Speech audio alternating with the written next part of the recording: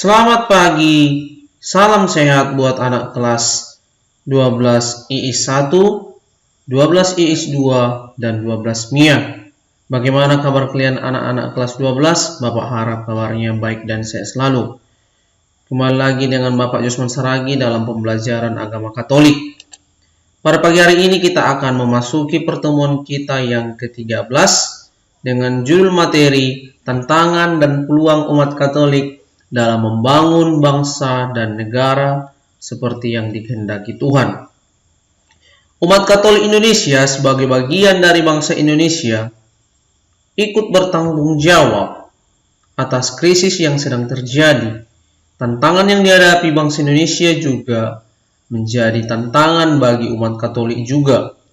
Karena itu, tantangan yang ada dapat menjadi peluang bagi umat Katolik untuk ikut merestorasi bangsa Indonesia menjadi peluang bagi umat Katolik. Konsili Vatikan kedua mengajarkan bahwa gereja yang bertumpu pada cinta kasih Sang Pencipta atau Sang Penebus menyumbangkan bantuannya supaya di dalam kawasan bangsa sendiri dan antara bangsa-bangsa makin meluaslah keadilan dan cinta kasih.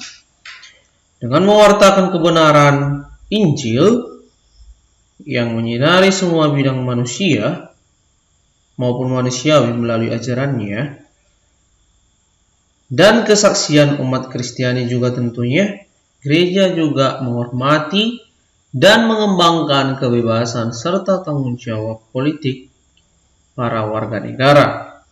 Terdapat dalam Konsili Vatikan kedua dan Gaudium et Spes artikel 76. Nah, masuk kita ke tantangan yang dihadapi bangsa Indonesia saat ini. Ada 5 bagian. Berikut ini secara garis besar diberikan gambaran tentang beberapa tantangan yang sedang dihadapi bangsa Indonesia saat ini, guna menjadi perhatian kita semua sebagai warga negara Indonesia untuk bersama-sama menghadapinya. Bahkan kita secara positif melihat tantangan ini menjadi peluang bagi kita untuk menggunakan talenta yang diberikan Tuhan untuk membangun bangsa dan negara kita dan yang kita cintai ini. Nah, tantangan yang pertama, krisis etika politik. Nah, dalam tantangan yang pertama ini tentang krisis etika politik ini, yang dimaksud di sini yaitu bahwa etika politik di Indonesia masih carut-marut, hanya dipahami secara pragmatis.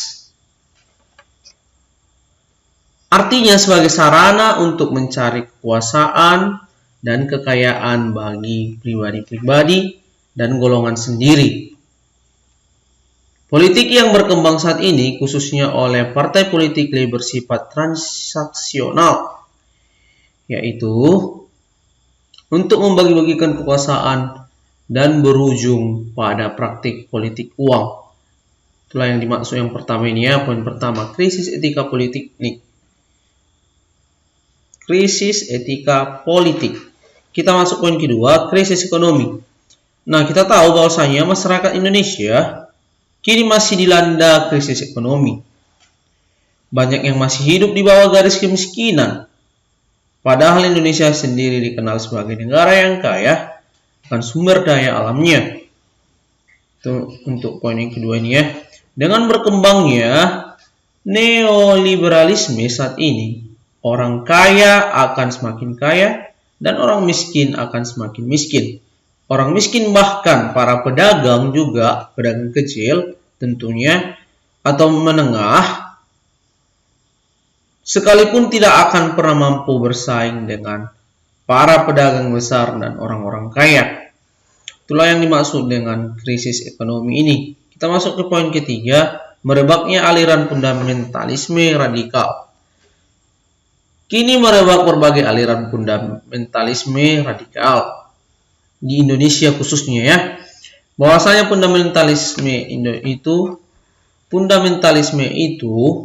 pandangan yang berpusat pada diri manusia, di mana manusia menjadi tolak ukurnya. Karena itu fundamentalisme prinsip sebagai menutup diri terhadap kebenaran dari paham di luar dirinya. Akhirnya fundamentalisme dapat berakhir pada aroganisme terhadap orang lain. Kekerasan demi mencapai tujuan sendiri. Fundamentalisme radikal tidak hanya terbatas pada aliran agama tertentu, tetapi juga pada suku bahkan daerah. Itulah yang dimaksud dari merebaknya aliran fundamentalisme radikal dalam poin ketiga ini, dalam tantangan yang dihadapi bangsa Indonesia. Poin yang keempat yaitu lemahnya penegakan hukum di Indonesia. Nah, dalam poin keempat ini, dalam berbagai kasus penegakan hukum, baik perdata maupun pidana, banyak terjadi ketidakadilan. Kita tahu ya, bahwasanya hukum Indonesia ini masih lemah. Keadilan hukum hanya tajam untuk orang kaya atau orang yang di bawah, tetapi tumpul untuk orang yang di atas. Artinya bahwa keadilan hukum di lembaga peradilan hanya diberlakukan bagi masyarakat kecil yang lemah secara ekonomi karena mereka tidak mampu menyogok para penegak hukum. Di sisi lain, para penguasa dan kaum kaya raya dapat membeli para penegak hukum. Itu untuk poin yang keempat ini. Sehingga mereka bisa bebas dari hukuman atau minimal mendapat hukuman ringan. Dalam beberapa kasus, seorang pencopet atau maling ayam dihukum jauh lebih berat daripada seorang koruptor. Betul sekali ya. Kita tahu seperti itu bahwasanya kasus pencuri ayam dihukum sekian tahun lamanya, sementara kasus koruptor dihukum hanya beberapa bulan saja atau tidak sampai bertahun-tahun begitu. Itulah contoh kecil lemahnya penegakan hukum kita di Indonesia ini.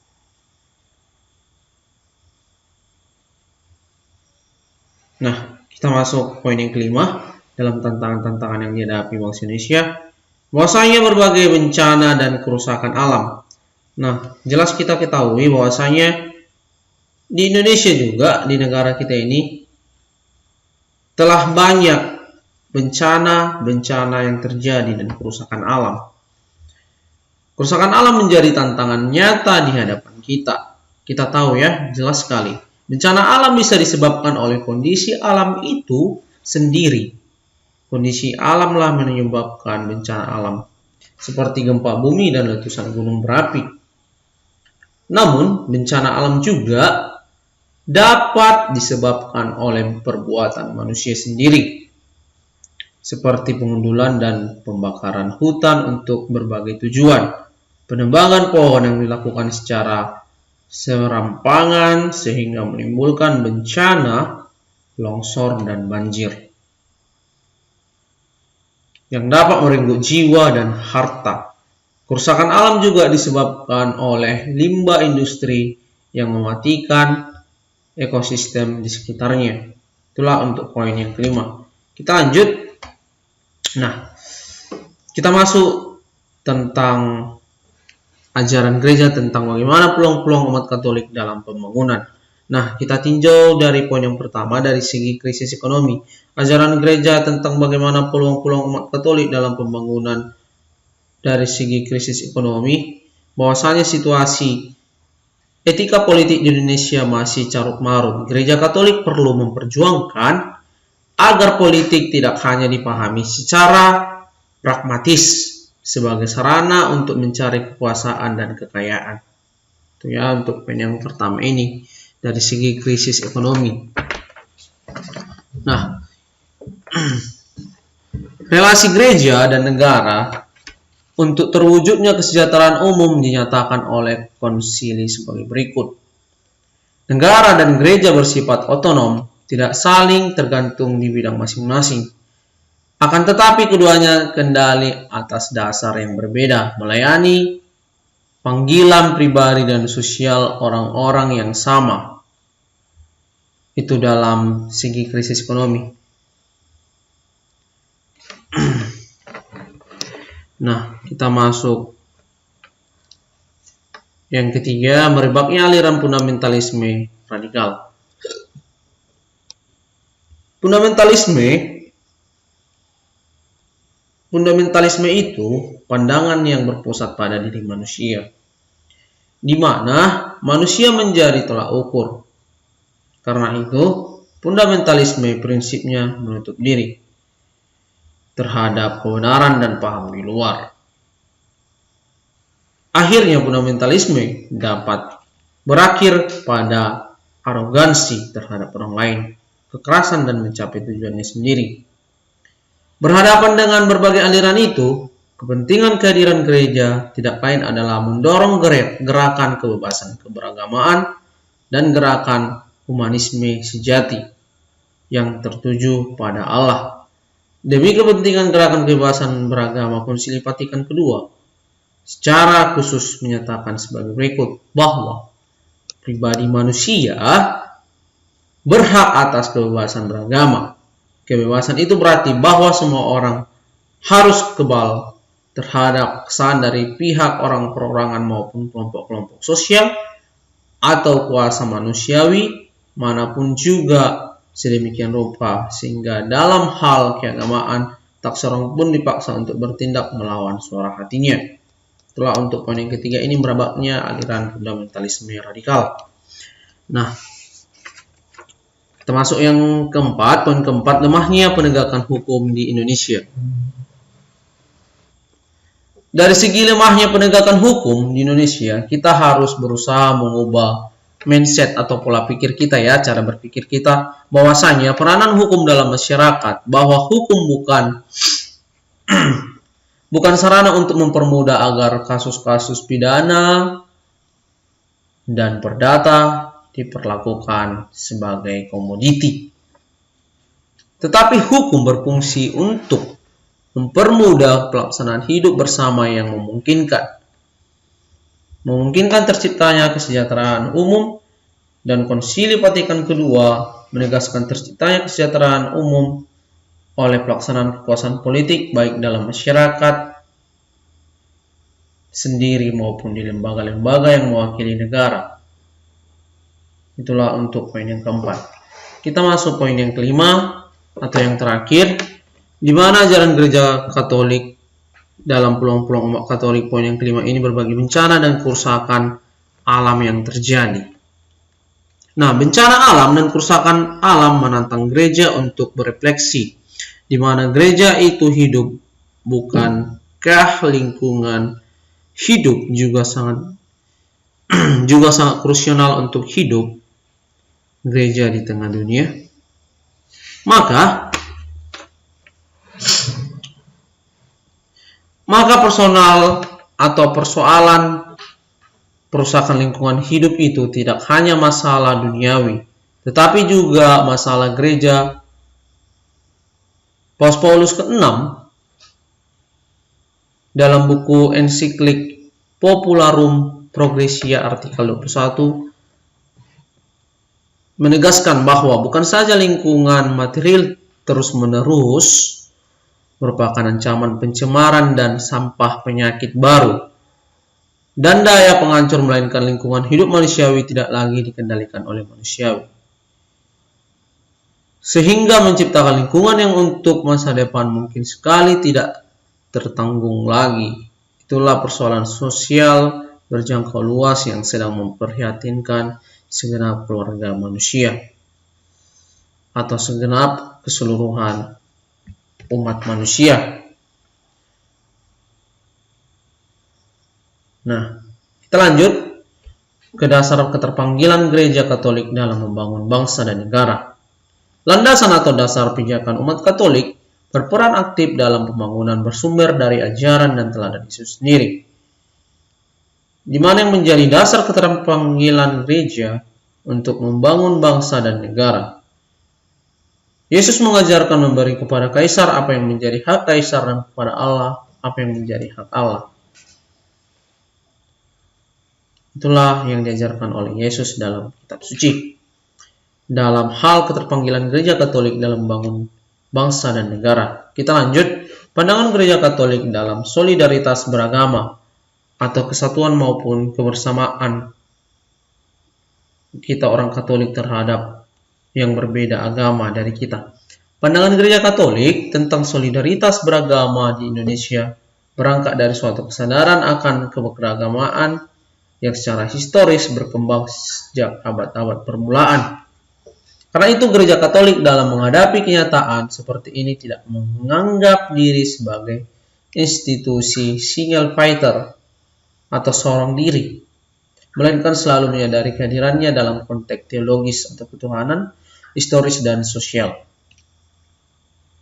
Nah, gereja Katolik juga berpegang teguh pada pandangan tentang masa depan mutlak manusia, tentang kerajaan Allah yang jauh dari hanya suatu ide formalitis. Gereja berusaha untuk mewujudkan secara konkret keadilan dan cinta kasih dalam dunia ini. Makna dunia yang terdalam terletak dalam kenyataan bagaimana keadilan dan cinta kasih diwujudkan. Di sini, gereja terpanggil untuk berjalan menuju kerajaan Allah yang belum penuh diwujudkan dan menjanjikan kepada umat manusia bahwa ia akan menepati janjinya tentang keadilan dan cinta kasih. Untuk mewujudkan janji ini, gereja berperan sebagai nabi yang menjaga agar umat manusia dalam guliran sejarah tetap terbuka bagi pemenuhan janji ini. Jadi peran gereja secara hakiki adalah mengembalakan situasi dan kondisi masyarakat dalam cahaya kerajaan Allah dan menuntut kebulatan tekad untuk menegakkan norma-norma hidup dalam masyarakat yang mengkonkretkan pandangan gereja Katolik tentang hidup sosial. Umat Katolik adalah warga negara Indonesia. Kita tahu bahwasanya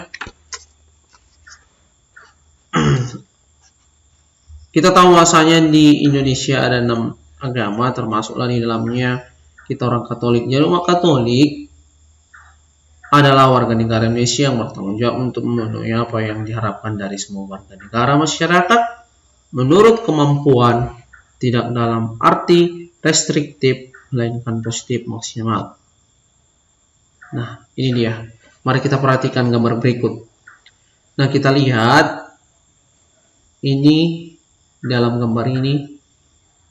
Apa kira-kira yang bisa kamu amati dalam gambar ini? Baik, mungkin yang ada di pikiran kamu pastilah berbeda agama ya. Ada orang Muslim atau Islam dan orang Katolik. Ada suster ya. Ada juga ustadz. Tetapi walaupun beda agama, tetapi satu kesatuan, tidak membeda-bedakan. Nah, inilah dia. Tidak membeda-bedakan agama.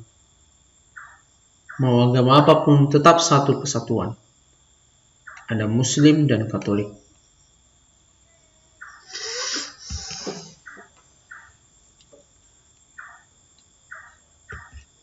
Untuk itu, jika kamu punya buku, bisa kamu buka buku kamu halaman 153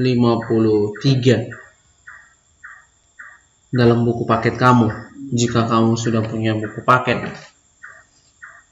Nah, baik anak kelas 12, untuk tugas kamu pada pagi hari ini ada 2 soal. Yang pertama, sebutkanlah dan jelaskanlah menurut pendapat kamu tentang tantangan dan peluang umat Katolik dalam membangun bangsa dan negara seperti yang dikehendaki Tuhan sendiri. Jelaskanlah soal yang kedua, jelaskanlah ajaran gereja Katolik tentang bagaimana peluang-peluang umat Katolik dalam pembangunan hidup Kristiani atau hidup kita kesehariannya. dalam perkembangan iman. Sekian dan terima kasih. Selamat pagi. Salam sehat. Tetap semangat dalam pembelajaran agama Katolik, pembelajaran daring agama Katolik. Tuhan Yesus memberkati. Saya Bapak Yusman Saragi mengucapkan terima kasih.